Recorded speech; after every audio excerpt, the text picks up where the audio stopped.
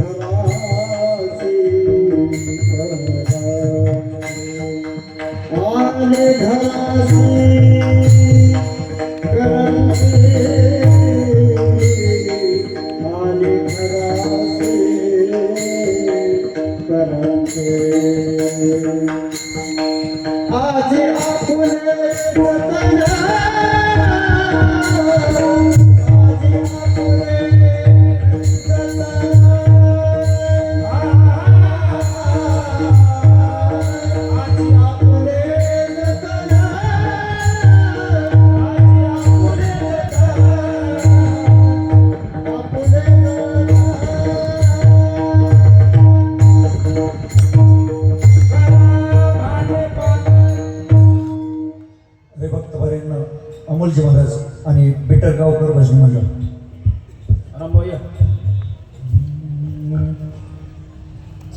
आज आपुले आज आपुले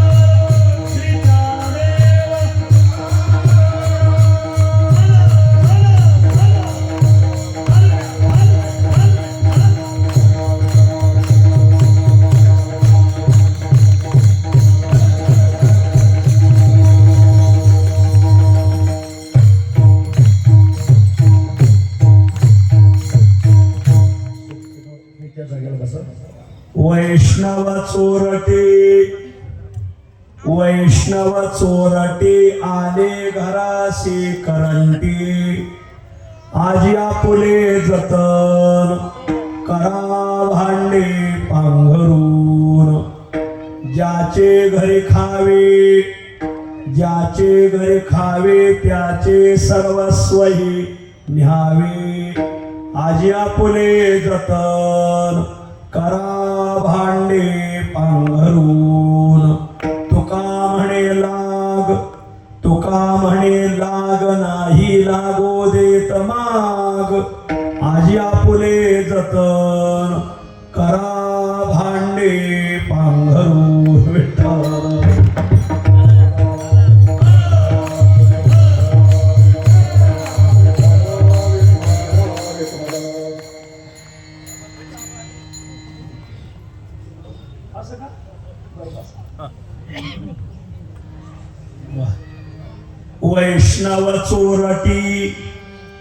वैष्णव चोरटी आले घरासे करंटी आजी आपुले जतन करा भांडे पांघरून तुका म्हणे नमो हरीची आदासा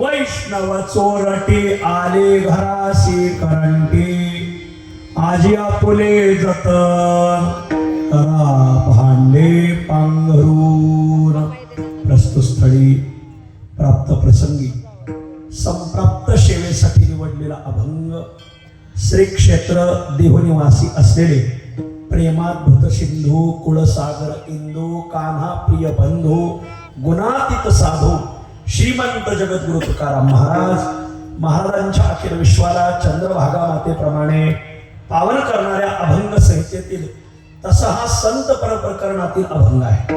प्रस्तुत अभंगात श्रीमंत जगद्गुरु तुकोबाराय हे साधू संत वैष्णव वारकरी हरिजन हे चोर कसे आहेत आजच्या अभंगात आपल्याला पटवून देतात. अभंगावर काही विवेचन करण्यापूर्वी दोन शब्दाचा अल्पसा परिहार देणं अत्यंत अगत्य आहे.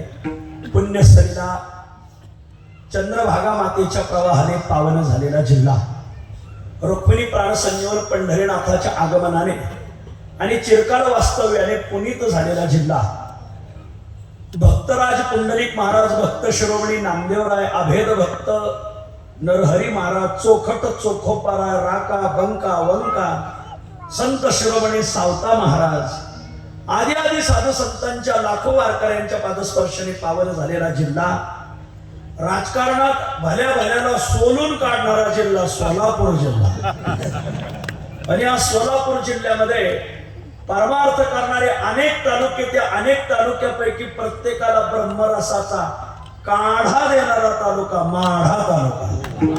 आणि पुण्य पावन माढा तालुक्यामध्ये परमार्थ करणारे अनेक गावं, त्यात काही गावांचा परमार्थ तांब्याभर, काही गावांचा परमार्थ हंडाभर, काही गावांचा परमार्थ बादलीभर, रांजण भरून परमार्थ करणारं गाव रांजणी देवाची. आणि पुण्य पावन रांजणी देवाची या गावामध्ये स्वानंद सुखनिवासी श्री संत, कलियुगातील थोर संत, गत शतकातील एक महान संत विभूती श्री संत ओंकारनाथ महाराज यांच्या 36व्या पुण्यतिथी महोत्सवानिमित्त त्रितपपूर्ती वार्षिक 36 त्रितपपूर्ती पुण्यतिथी सोहळ्याच्या निमित्ताने समस्त ग्रामस्थ रांजणी गावातील भाविक भक्त, थोर अन्नदाते, थोर देणगीदार, थोर संत पूजन दाते आणि देवस्थान ट्रस्ट, ब दर्जा प्राप्त असलेलं देवस्थान ट्रस्ट, या सगळ्यांच्या संयुक्त विद्यमाने सर्वांच्या अनमोल अथक परिश्रमातून पार पडत असलेला हा भव्य दिव्य अखंड हरिनाम सप्ताह, या सप्ताहामध्ये ही माझ्या वाट्याला आलेली कीर्तनरूपी सेवा, या कीर्तनरूपी सेवेसाठी उपस्थित परिसरातील आणि गावातील जमलेला सर्व मातृवर्ग, पितृवर्ग, गुणीजन, गायक, वादक, कीर्तनकार, प्रवचनकार, राजकीय, परमार्थिक, सामाजिक, शैक्षणिक सर्व स्तरावरील मंडळी अगत्याने उपस्थित आहेत.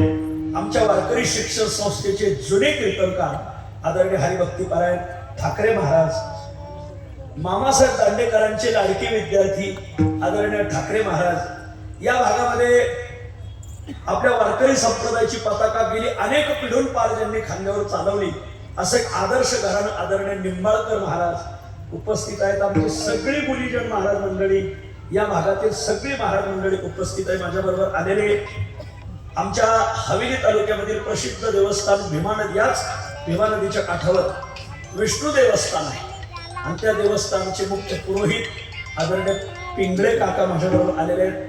सिद्धटेकला जो भव्य दिव्य अखंड हरिनाम सप्ताह उत्सव संपन्न झाला त्या ट्रस्टचे प्रमुख विश्वस्त आदरणीय रोहिदास मामा काळेवाडीकर आणि त्यांचा सर्व भक्त परिवार आज अगत्याने उपस्थित आहे.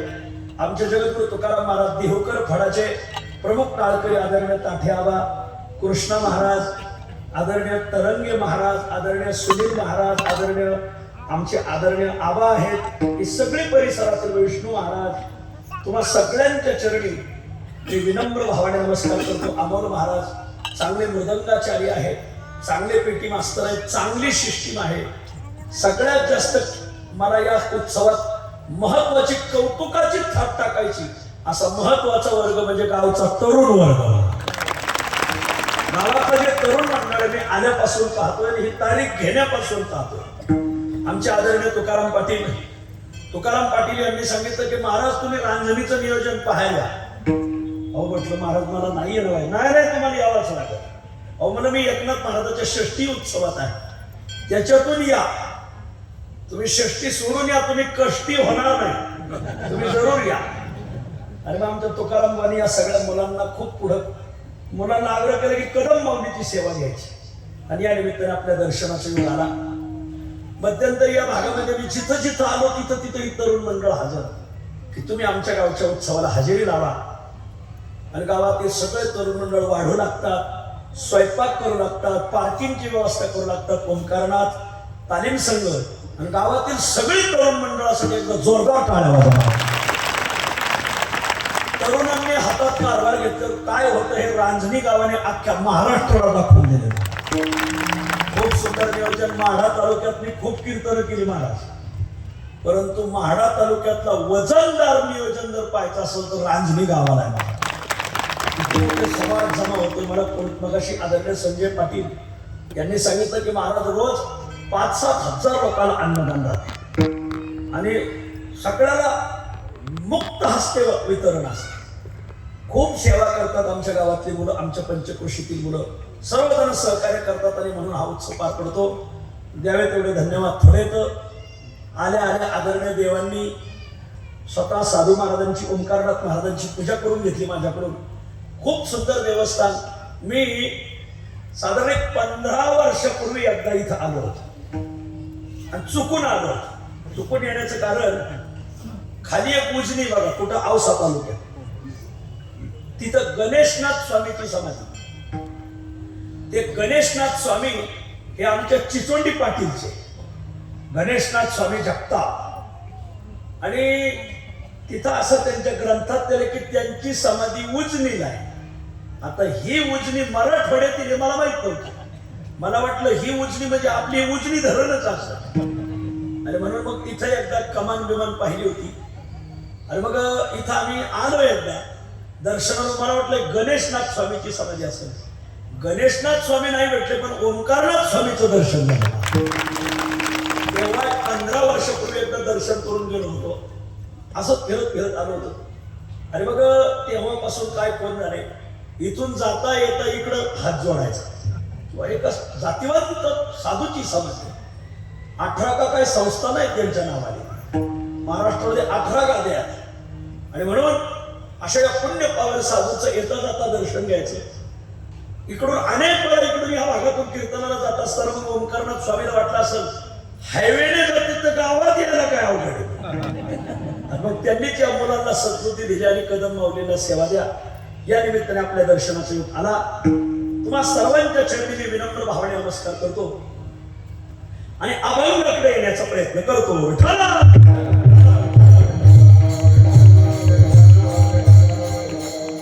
वैष्णव चोरटी आली घराशी करंटी आजी आपुले जतन करा भांडे पांघरून।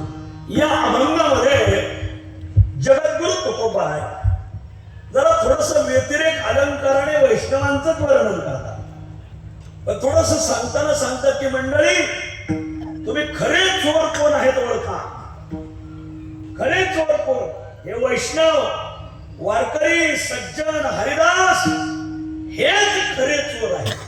हे व्यवहारातले चोर हे बुरटे चोर आहेत। खरे चोर हे संतच आहेत, वैष्णवच आहेत। खऱ्या चोराची ओळख आजच्या अभंगात तुकोबाराय करून देतात।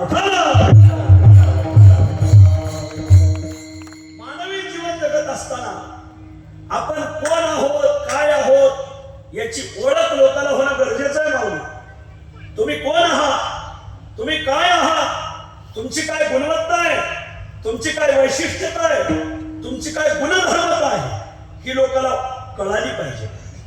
आज तुम्ही समाजाच्या संपर्कात राहिलं पाहिजे। समाजाच्या संपर्कात नुसतं राहून चालणार नाही, समाजाच्या सन्मुख राहिलं पाहिजे। मागं राहायचे दिवस राहिले नाही। तुम्ही कोण आहेत याची समाजाला ओळख होणं गरजेचं आहे। मागं का राहायचं? आता मराठी पाऊल पडते पुढे, आपण असं पुढे चाललं पाहिजे। हा एक पाऊल पुढे एबीपी माझं त्यांनी सुद्धा सांगितलं पुढे राहा, मागं राहू नका। आज समाजाच्या सन्मुख राहा, समाजाच्या संपर्कात राहा। मागं राहायचे दिवस गेले भाऊ। एक 10-12 दिवसापूर्वी पुण्यावरून एक आजीबाई आळंदीत दर्शनाला आल्या आणि आल्यानंतर आता थोडीशी आमची ओळख होती। मग आजीबाई माऊलीचं दर्शन घेऊन आमच्या मठात आल्या। 80 वर्षाची म्हातारी होती, तिच्या बरोबर 31-35 वर्षाची मुलगी होती। मग दोघी जणी बसल्या, चहा पाणी झालं। म्हणलं आजीबाई कुठून आल्या? ती म्हणजे महाराज मी पुण्याहून आले। मग मी म्हटलं आजीबाई कशा आल्या? आजीबाई म्हणजे मी 2 व्हीलरवर आले। मी म्हणलं आजीबाई 2 व्हीलर कोणी चालवली? तुमचं तर 80 वय झालंय, आख फाउंडेशन हालत आहे, 2 व्हीलर चालवली कोणी? मग म्हातारी म्हणजे महाराज त्या माझ्या नातीने 2 व्हीलर चालवली। आता मला थोडा आश्चर्याचा धक्का बसला, बाई माणूस मग 2 व्हीलर चालवते? 35 वर्षाची मुलगी 2 व्हीलर चालवते? म्हणलं का हो, ही मुलगी असून 2 व्हीलर चालवते? म्हातारी म्हणजे महाराज 2 व्हीलरचं काय घेतलंय? मग ही विमान चालवती, ही पायलट आहे म्हणले। वा, आता 2-3 दिवस सुट्ट्या आहे म्हणून ती माझ्या बरोबर दर्शनाला आली। जिथं महिला विमान चालायला लागल्या तिथं गडी बिड्या किती दिवस फुकणार? आज महिला पुढे गेल्या तुम्ही मागं का राहिले? इथं महिला, अरे मुलगी पायलट आहे हे ऐकलं म्हणजे पाय लटलट घालायला लागले। मुलगी पायलट म्हणलं मानलं पाहिजे। जिथं मुली विमान चालायला लागलं तिथं मागं राहायचे दिवस संपले मागं। आज तुम्ही कोण आहेत, काय आहे, तुमची काय गुणवत्ता आहे, काय वैशिष्ट्यता आहे याचा परिचय लोकांना होणं गरजेचं आहे। तुम्ही समाजाच्या संपर्कात राहिलं पाहिजे, तुम्ही समाजाच्या सन्मुख राहिलं पाहिजे, समाजाला तुमची ओळख झाली पाहिजे। महाराज तुम्ही म्हणता समाजाला ओळख झाली पाहिजे, पण ओळख होण्याची साधनं काय? तर या जगात ओळख होण्याची 2च साधनं आहेत महाराज। काय? एक, तुम्ही होऊन तुमचा परिचय लोकांना द्या, नाही तर असं वागा की तुम्ही कोण आहे तुमचा परिचय लोकांनी समाजाला दिला पाहिजे। हे 2च साधन आहेत माऊली, तिसरं साधन जगात उपलब्ध नाही। एकतर तुम्ही होऊन तोंड उघडा, तुम्ही होऊन ओरडून सांगा की तुम्ही कोण आहात, तुमचा परिचय द्या, तुमची ओळख द्या, तुमचं कार्य दाखवा, तुमची चमक दाखवा, तुम्ही होऊन ओळख करून द्या। एक, नाही तर मग असं वागा, असं काम करा समाजात, अशी छाप टाका समाजावर की समाजानेच समाजाला सांगितलं पाहिजे की ही व्यक्ती कोण आहे, ही व्यक्ती काय आहे। ही 2च साधनं आहेत। कधी कधी आपली ओळख आपण होऊन करून द्यावं लागते। ज्यावेळेस दुसऱ्यांनी जर मौन धारण केलं असेल, आपल्या सोलापुरी भाषेत ज्यावेळेस समाज मुख गिळून बसला असेल, आणि तुमचा कचरा होत असत, अशा वेळी तुम्ही तोंड उघडलंच पाहिजे. तुमची ओळख होऊन करून गेली पाहिजे. याच्याकरता शास्त्रात 2 दृष्टांत आले.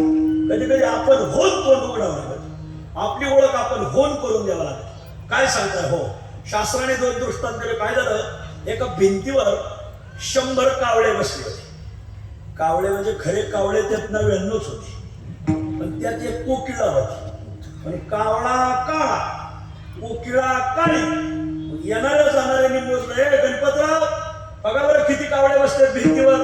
मग त्यांनी मोजायला सुरुवात केली. 1, 50, 98, 99, 100.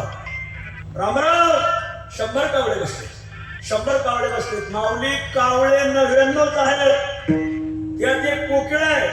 पण दोघांचा रंग काळा असल्यामुळं येणाऱ्या जाणाऱ्यांनी कोकिळेची गणना कशात केली? कावळ्या. त्याला म्हणायचं समाज. चांगल्याचा कचरा कसा करायचा हे ज्याला कळत त्याला म्हणायचं समाज. कोकिळेची गणना कावळ्यात केली. 100 कावळे बसले, 100 कावळे बसले, 100 कावळे बसले. कोकिळेची गणना कावळ्यात झाली. कारण कावळा काळा, कोकिळा काळी. येणाऱ्या जाणाऱ्या नजर नाही. काकः कृष्णः पिकः कृष्णः को भेदो काक पिकयो. कावळ्यात आणि कोकिळेत काय फरक, काही फरकच लक्षात आला. 1 तासभर कोकिळेने वाट पाहिली की मी कोकिळा आहे ह्या 99 कावळ्यांना माहिती. मग हे कावळे तरी लोकांना माझी ओळख करून देतील. पण कावळे गप्प बसले. काही कावळे असे असतात की त्यांना माहिती असतं ही व्यक्ती चांगली, पण त्याच्याबद्दल जर बोललो तर मग आपल्या पुढे ही व्यक्ती निघून जाईल आणि आपण माघार राहू आणि मग आपल्याला कोणी ओळखणार नाही. ही भूमिका कोणाची असते? कावळ्यांची. कावळ्यांची. तुम्ही म्हणा, मी कसं काय म्हणणार? असे काही गावगाव कावळे आहेत मला की त्यांना माहिती की कोण व्यक्ती चांगला आहे. या व्यक्तीच्या हातात जर कारभार दिला तर कारभार असा भनाट निघल.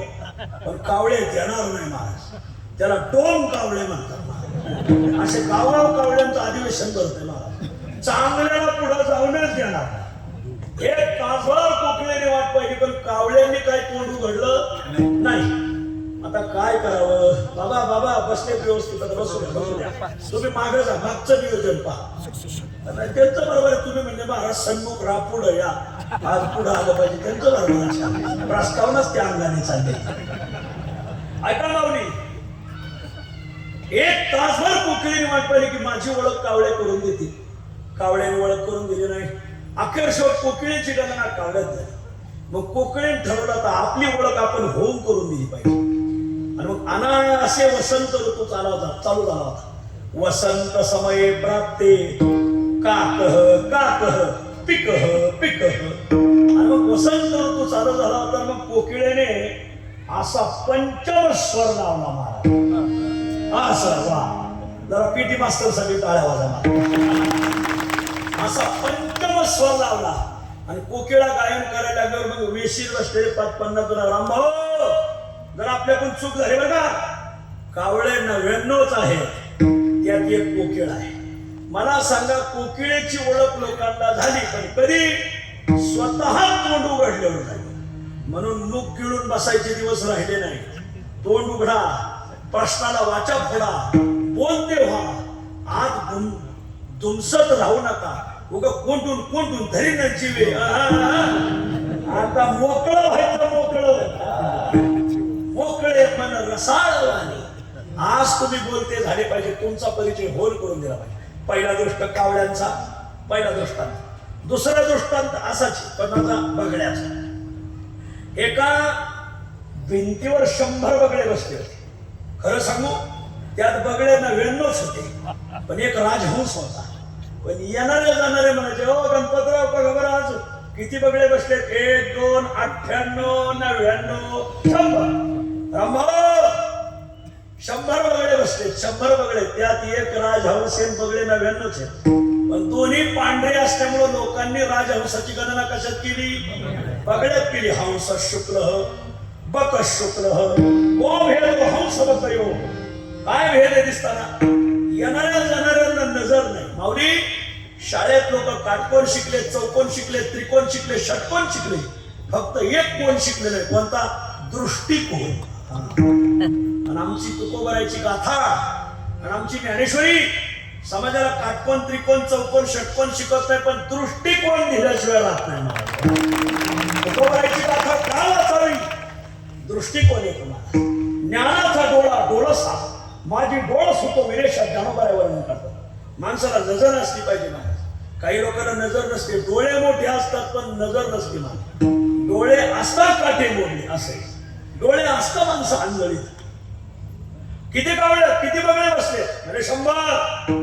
त्यात एक राजहंस होता. राजहंसाची गणना लोकांनी बघल्यात केली. मग राजहंसाला वाटलं मी राजहंस हे बगळ्यांना माहिती, बगळ्यांनी तरी माझी ओळख करून दिली पाहिजे. 1 तासभर वाट पाहिली राजहंसाने की बगळे माझी ओळख करून देतील. तुम्हाला खरं सांगू, बगळेच खरं सांगू, एक वेळेस कावळे परवडले पण बगळे नाही परवडले. आम्ही गावगाव मोठे मोठे उत्सव केले दाबा, आम्हाला कावळ्यांपेक्षा बगड्यांचाच जास्त ताप झाला. ज्यांना देवा धर्माचं कळत आहे, ज्यांना टाळातलं कळत आहे, पखवाजातलं कळत आहे, अभ्यासातलं कळत आहे, पाठांतरातलं कळत आहे, एवढं हिंदूचं संघटन हो राहिलंय. तळागाळातला समाज एक आलाय, चुलीपर्यंत तुकोबाराय ज्ञानोबाराय गेले, पण काही बगड्यांच्या ते डोक्यात बसत नाही. त्यांचा कुठं मुळव्यात दुख होतो देवाला. कोणाचं चाललंय बगड्यांचं. काही असे बगळे आहेत महाराज, त्यांना ते चालतच नाही. आपला हिंदू समाज एकत्र आल्याला काही बगड्यांना पाहवत नाही. मार्का बैल बाजारात शेतात अख्खा बाजार उधळून देतो महाराज. तसे काही बगळे आहेत ज्यांनी अख्खे तालुके उधळून दिलेत महाराज. कोणाचं चाललंय बगड्यांचं. तासभर वाट पाहिजे राजहंसाने, बगळे माझी ओळख करून देतील, पण बगळ्यांनी काय ओळख करून दिली नाही. आपला शेवट आपली ओळख जर झाली नाही तर आपला कचरा आहे. आता आपण तोंड उघडलं पाहिजे. पण राजहंसाला काय कोकिळेसारखं गायन करता येत नाही. मग राजहंसाने ठरवलं आपली ओळख कशी करून द्यायची. नेमकं काय झालं तर शेतकरी संघटनेने आंदोलन पुकारलं. आमच्या शेतकऱ्याच्या शेतमालाला हमी भाव पाहिजे, आमच्या दुधाला हमी भाव पाहिजे. जोपर्यंत दुधाला हमी भाव भेटत नाही तोपर्यंत मुंबई पुणे दूध बंद. आणि शेतकरी संघटनेने आंदोलन पुकारलं. रातोरात मोबाईलला संदेश आले. तर ज्यांच्याकडे स्मार्ट मोबाईल आहे त्यांच्या मोबाईलला संदेश आले 5 दिवस तरी दूध बंद ठेवा. पुणे मुंबईला दूध बंद झालं, आपोआप दुधाचे भाव वाढले. आता ज्यांच्याकडे स्मार्ट मोबाईल आहे त्यांनी ते संदेश पाहिले, त्यांनी काही दूध नेलं नाही. पण काय रानाने राहणारे, रेंज नसलेली, मोबाईल नसलेली, मग ती गावरान गडी ती आपले दूध घेऊन आले डेअरी पशी, तर दूध डेअरीच बंद. अरे दूध डेअरी का बंद? बाकीच्या गडी म्हणजे तुम्ही संदेश वाचले नाही का मोबाईल? अरे मोबाईल कोणाकडे म्हणजे काय संदेश आला? शेतकरी संघटनेने आंदोलन पुकारलंय. जोपर्यंत दुधाला हमी भाव भेटत नाही तोपर्यंत पुणे मुंबईला दूध जाऊ द्यायचं नाही. अरे हो, पण मग आता दुधाचं करायचं का? मग एकजण म्हणा ते बघा समोर बगळे बसले, मांडा त्यांच्या पुढे. आणि मग सगळ्यांनी ते केनच्या केन उचलले बगळ्या पुढे मांड. आता ते आपण घातलेलं दूध होतं. जुने शेतकरी ना आताच्या शेतकऱ्यात खूप फरक आहे. जुने शेतकरी दुधात पाणी घालून विकायचे, आता लोक दुधात पाणी घालीत नाही. प्रामाणिक लोक आहेत. मग पाण्यात दूध घालतील मला, आणि मग ते दूध युक्त पाणी किंवा पाणी युक्त दूध होत. आणि ते नेमकं बगड्यांपुढे मांडलं. बगड्यांपुढे मांडल्यावर 99 बगळे जसे बसले त्या केनावर, तसा एक राजहंस होता. आणि मग 99 बगळे आणि एक राजहंस बसल्यावर राजहंसाने आपली ओळख करून द्यायची ठरवलं. आता आपली ओळख आपण करून दिली पाहिजे. मग राजहंसाने ओळख करून दिली. काय ओळख करून दिली?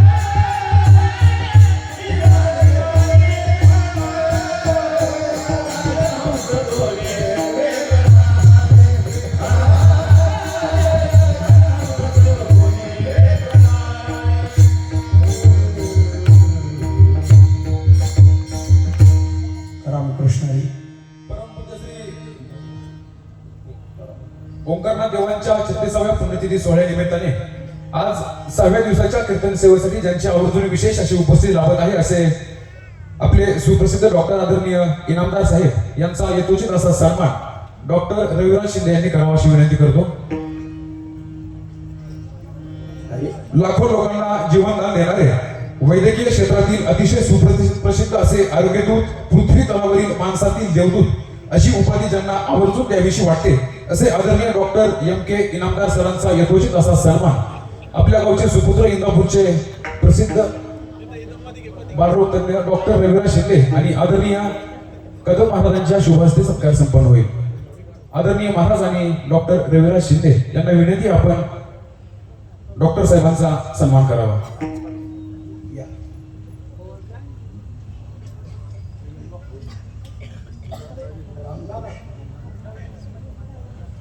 आदरणीय डॉक्टर साहेबांचं ओंकारनाथ उत्सव मंडळ यांच्या वतीनं आम्ही मनपूर्वक सहर्षाचं स्वागत करीत आहोत. आगतम स्वागतम सुस्वागतम. लाखो लोकांना जीवनदान देणारे वैद्यकीय क्षेत्रातील अतिशय सुप्रसिद्ध असे आरोग्यदूत, पृथ्वी तलावरील माणसातील देवदूत अशी उपाधी ज्यांना आवर्जून द्यावीशी वाटते असे अकलूजचे सुप्रसिद्ध हृदयरोग तज्ञ आदरणीय डॉक्टर M.K. इनामदार सर यांचा हरिभक्त परायण ज्ञानेश्वर माऊली कदम यांच्या शुभहस्ते आणि डॉक्टर रविराज शिंदे यांच्या शुभहस्ते सत्कार संपन्न झालेला आहे. धन्यवाद सर, आपण वेळात वेळ काढून आमच्या या अखंड हरिनाम सप्ताहातील या सोहळ्यासाठी उपस्थित राहिलात. खूप खूप आभार. आपणास कोटी कोटी धन्यवाद. आपल्या सोलापूर जिल्ह्यात अकलूजला आदरणीय इनामदार डॉक्टर सगळ्याच्या परिचयाचे आहेत.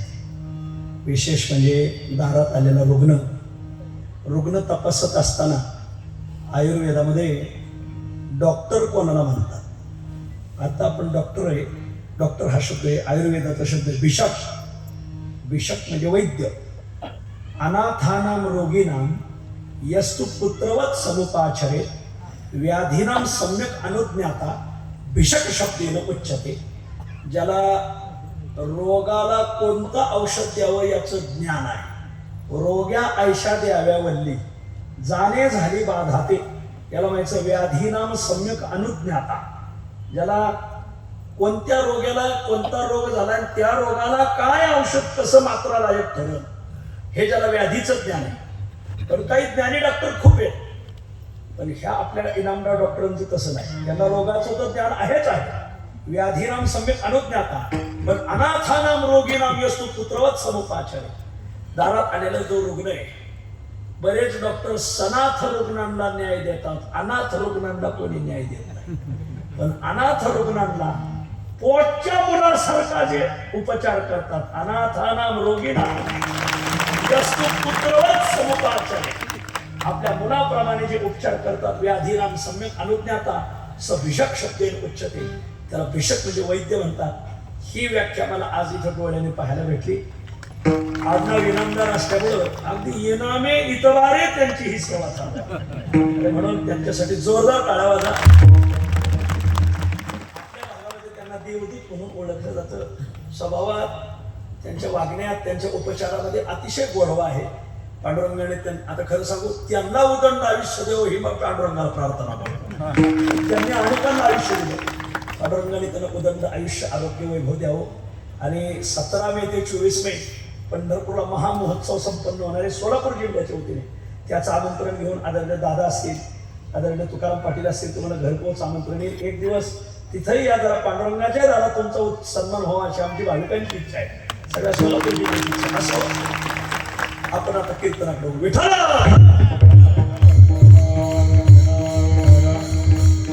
आपला विषय असा चालला, जीवन जगत असताना आपण कोण आहोत, काय आहोत, आपली काय गुणवत्ता आहे, काय वैशिष्ट्यता आहे याची लोकांना ओळख होणं गरजेचं आहे.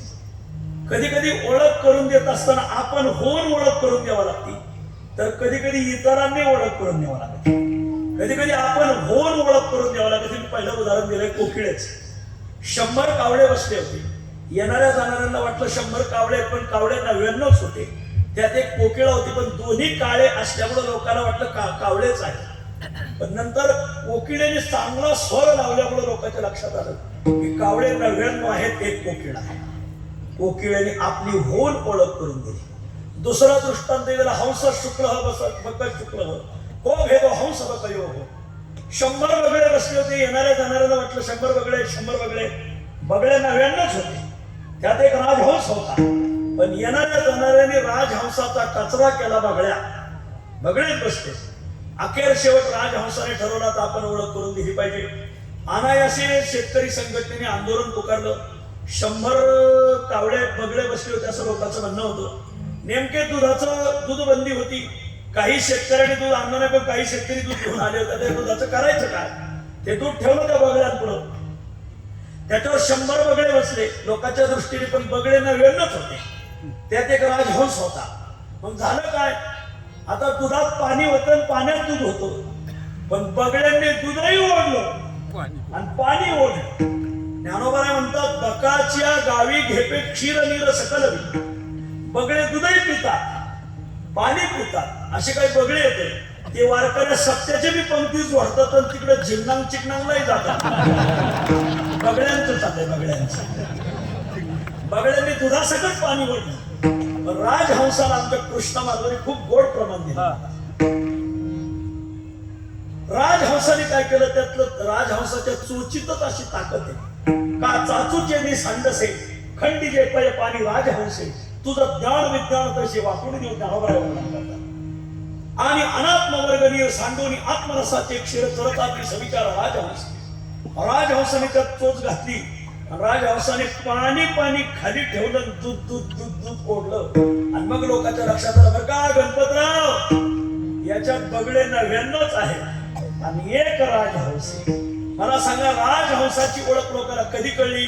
स्वतः तोंड उघडल्यावर कळली. म्हणून कधी कधी तोंड उघडा. तुम्ही कोण आहे, तुम्ही काय आहे, तुमची काय गुणवत्ता आहे, काय वैशिष्ट्यता आहे, हे तुम्ही लोकांना सांगत नाही तोपर्यंत पटू शकत नाही. खरं सांगू, तुमची माहिती तुम्ही जितकी चांगली सांगू शकता तितकी इतराला चांगली सांगता येत नाही मला. आणि म्हणून आपली ओळख कधी कधी आपण होऊन करून द्यायची. हा एक मार्ग. आणि दुसरा मार्ग, तुम्हाला जर तुमची ओळख करून देता येत नसेल तर असं वागा, असं समाजात वागा, अशी छाप टाका समाजावर मारा की समाजाला ओरडून सांगितलं पाहिजे ही व्यक्ती कोण आहे. उदाहरणार्थ आदरणीय डॉक्टर साहेब. आज लोकच त्यांचं वर्णन करतात. असं वागावं लागतं मला. त्याच्यासाठी समाजात छाप टाकावं लागतं. बरेच लोक आपली छाप टाकायला जातात पण ती छाप पडत नाही. पडली तर फक्त गाय छापच पडती. मला छाप टाकण्यासाठी तसं वक्तृत्व असावं लागतं, तसं नेतृत्व, तसं कर्तृत्व, तसं वागणं, तसं अंतःकरणाचा निर्मळ भाव लागतो. जैसा निर्मळ गंगेचा ओघ तैसा भाग ओघरी. गंगेसारखं धुतल्या तांदळासारखं व्यक्तिमत्व असावं लागतं. संपला माझा विषय. कधी कधी आपण होऊन ओळख करून द्यावा लागते. पण कधी कधी आपण होऊन ओळख करून देऊन लोकांना पटत नाही. लोक म्हणतात